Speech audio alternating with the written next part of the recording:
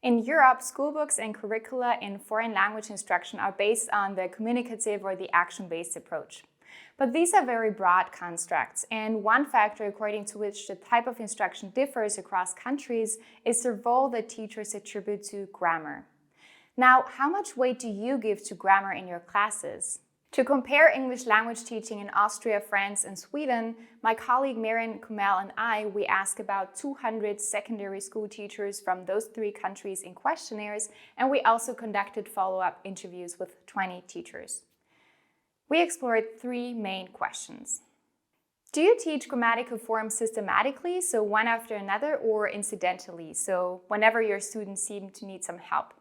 Systematic grammar teaching, so focusing on specific grammar features in a specific school year, seems to be more common in lower secondary school than in upper secondary school, and in Austria and in France compared to Sweden. And so in Austria and in France, the teachers typically use the course book or the curriculum as a guideline. In Sweden, on the other hand, the type of instruction is more incidental, so grammar is being taught whenever students seem to need some help. When you teach grammar, do you teach it explicitly, so by providing grammatical rules and perhaps technical terms, or implicitly, so by having your students grasp grammatical features through text or listenings? Explicit instruction, so using grammar rules and perhaps technical terms, is more common in Austria and in France than in Sweden. In Sweden, on the other hand, the type of instruction is more implicit and fluency-based.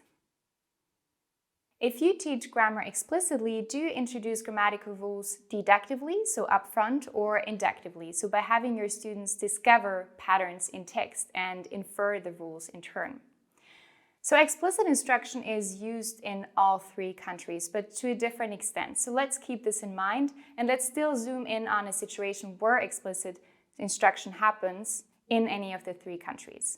So deductive instruction, having the students in turn practice and produce the rules, is applied in all 3 countries, but again to a different extent, because in Sweden it is very rare that students haven't previously encountered a given feature in their spare time.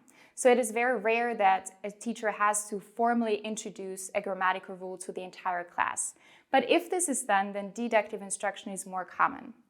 On the other hand, inductive instruction, so including a sort of discovery element, is more common in Austria and in France than in Sweden. So to conclude, the type of instruction seems to be more explicit and more systematic in Austria and in France than in Sweden. And in Sweden, on the other hand, the type of instruction in English language teaching appears to be more incidental and more based on current student needs.